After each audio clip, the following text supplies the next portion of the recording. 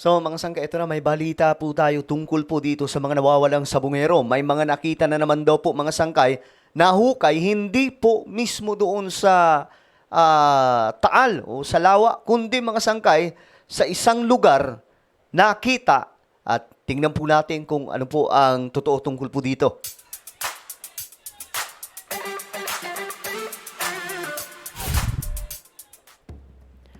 Hello guys, this is me, Sangke Janjan. I'm back for another vlog today.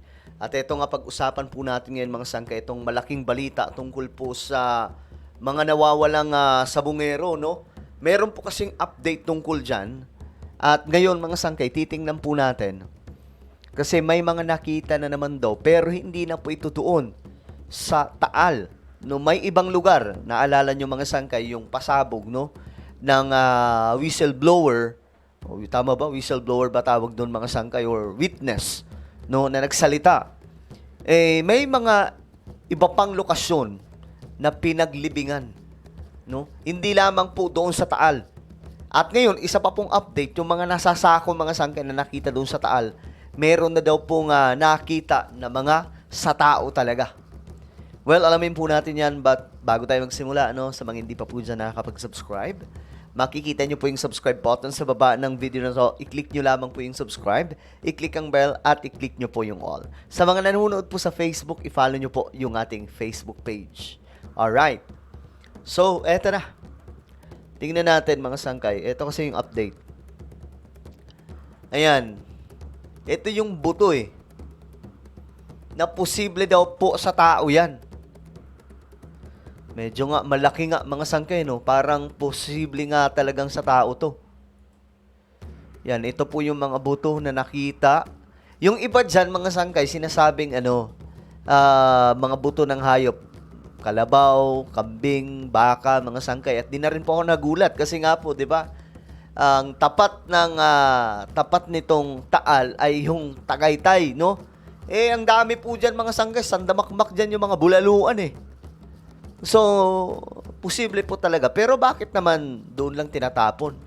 Pero, ang sabi nga sa report, halo-halo daw po. Ang ginawa nga pala mga sangkay, para malinis po talaga yung pagkakagawa, pinaghalo-halo nila, no? Hinalo-halo nila, may mga buto ng hayop, tapos may buto ng tao, mga sangkay, tapos inilagay sa sako. Talagang malinis ang pagkakagawa.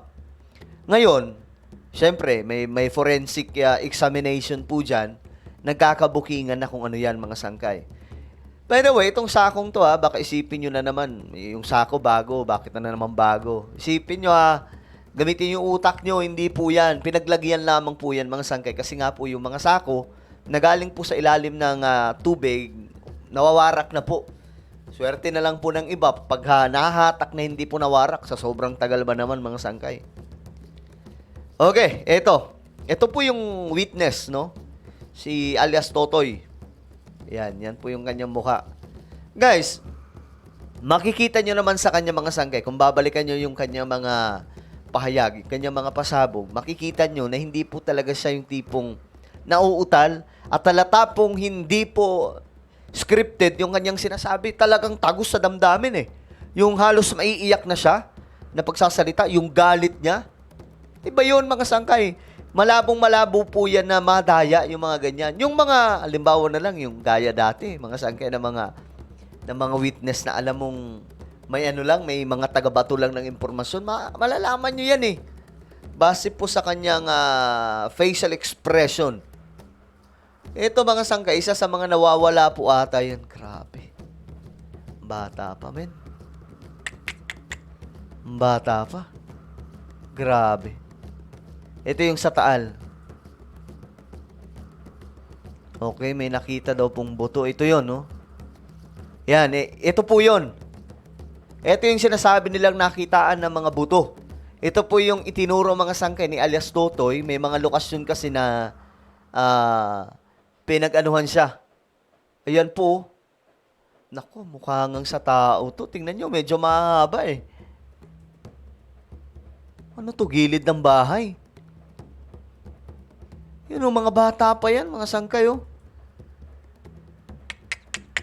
Grabe naman, wala namang awa, no? Okay, ngayon, basahin po natin itong report, mga sangkay. Ayon dito, ilan sa mga nasisid na mga nabuto sa Taal Lake, kumpirmado daw pong buto ng tao. Samantala, yung 3 daw pong kalansay, nahukay naman po sa Laurel, Batangas, na hinihinalang may kaugnayan din sa mga nawawalang sabungero. So, doon pala yon yung nakita natin kanina. Sa may Laurel, Batangas pala yon. Yung gilid po ng bahay. At sa linggong ito, iba pang kaanak ng nawawala ring sabungero, lumutang. Nagulat, sabi ng isang mga sangkay, nagulat ako nung sumama pala yung anak ko sa sabungan. Nag-aaral pa rin siya nung panahon na yon. Kaso nga pandemic, walang pasok, pa-extra-extra siya ng trabaho. Nagpapatuka siya ng manok. Okay, mga sangkay, yung may hawak na manok, 'di ba? Bago po bago po ilaban, minsan may mga nagpapatuka-tuka ng manok, mga sangkay. Pampahay po 'yun ng manok ata eh. Hanggang sa tumawag yung amo niya na nawawala raw po yung anak po. Ang alam ko, nadawit lang siya. Kung saan-saan na kami pumunta para mahanap yung anak ko.